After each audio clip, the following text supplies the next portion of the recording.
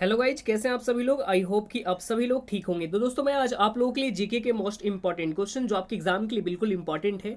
और आप सभी को पता होगा कि कोस्ट गार्ड का जो एग्जाम होने वाला है वो आपको बिल्कुल एकदम सटीक होने वाला ही है, यानी सबका एडमिट कार्ड भी आ गया है। और साथ साथ में एग्जाम सीटी जो था, एग्जाम डेट है, वो सारा आपको क्लियर हो चुका है।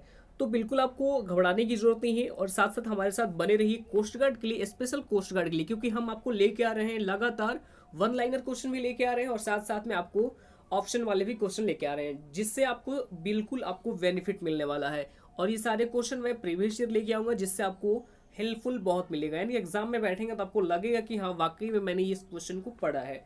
तो आपको वीडियो को एंड तक जरूर देखना है। और इस वीडियो की पूरी पीडीएफ डाउनलोड करना चाहते हैं तो हमारे इस वीडियो के डिस्क्रिप्शन बॉक्स में टेलीग्राम और इंस्टाग्राम दोनों का लिंक दे दिया गया है।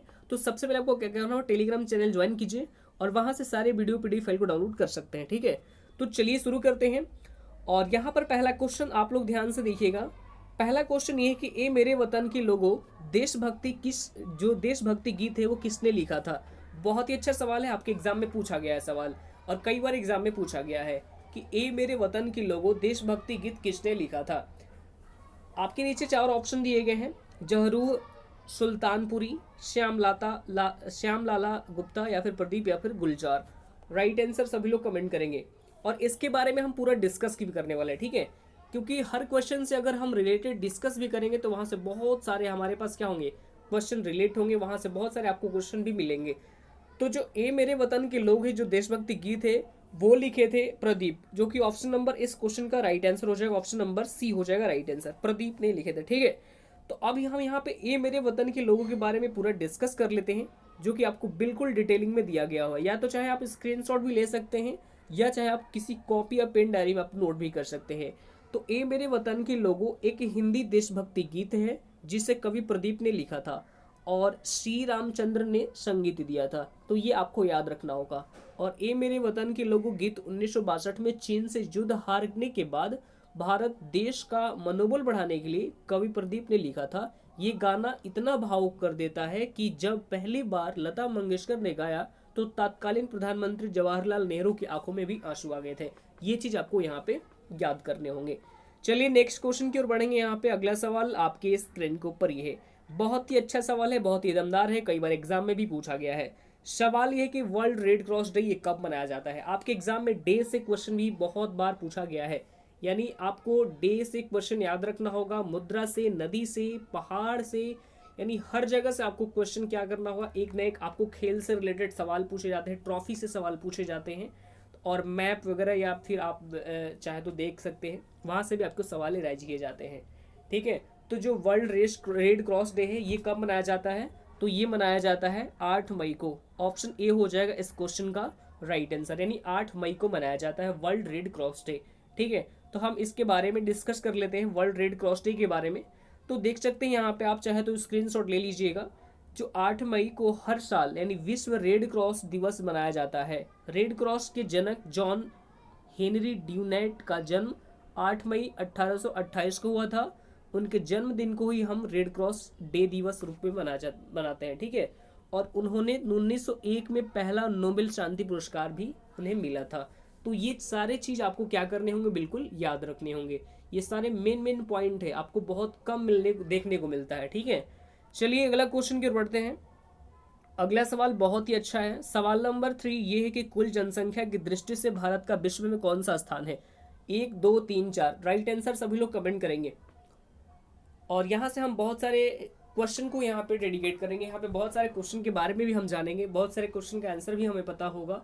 मतलब एक क्वेश्चन से आपको 5-6 क्वेश्चन का आंसर भी यहाँ पे मिल सकेगा। जो कुल जनसंख्या की दृष्टि से भारत का विश्व का कौन सा स्थान है, तो भारत का जो स्थान है दूसरा स्थान है। ठीक है, तो हम नीचे में पूरा डिस्कस कर लेंगे इसके बारे में जनसंख्या से रिलेटेड।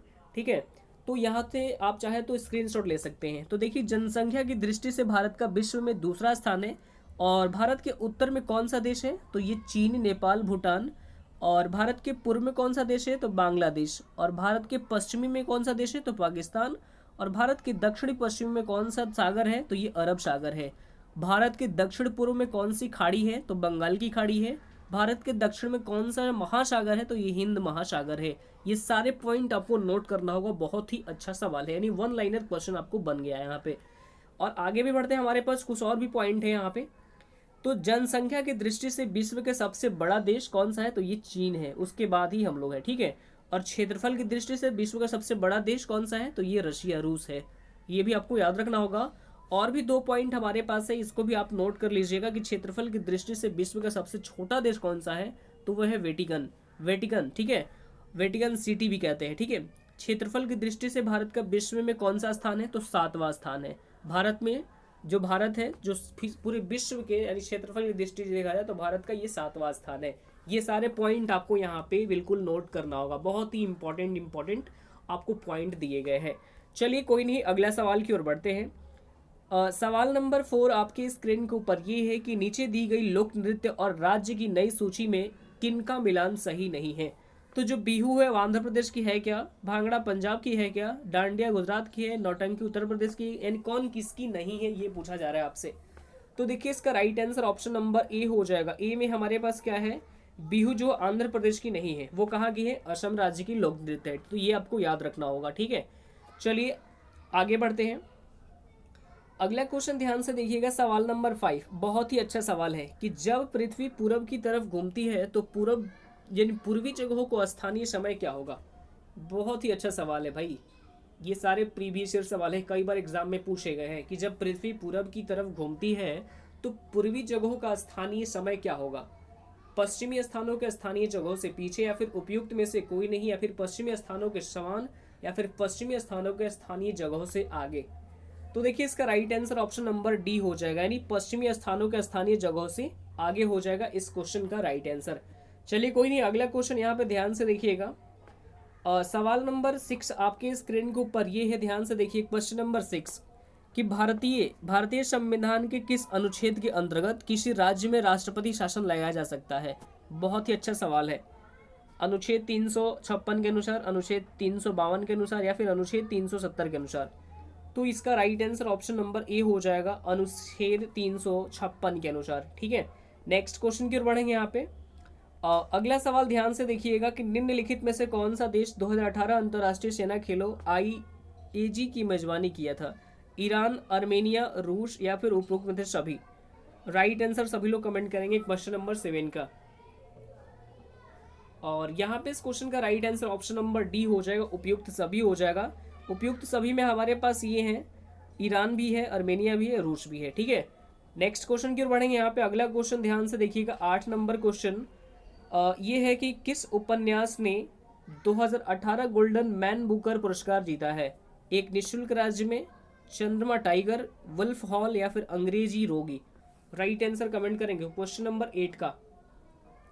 और देखिए इस क्वेश्चन का भी right answer option number D हो जाएगा। डी में हमारे पास क्या है, अंग्रेजी रोगी हो जाएगा इस क्वेश्चन का राइट आंसर। नेक्स्ट अगला देखेंगे। सवाल नंबर 9 आपके स्क्रीन के ऊपर ये है कि पृथ्वी के तल का पलायन वेग क्या है। बहुत ही अच्छा सवाल है, पृथ्वी के तल का पलायन वेग क्या है। इसका right answer option number C हो जाएगा, यानी 11.2 किलोमीटर प्रति सेकंड है, ठीक है। ये याद रखना होगा आपको। और अगला क्वेश्चन, ये लास्ट क्वेश्चन है आज का, कि 14वें वित्त आयोग के अध्यक्ष कौन है।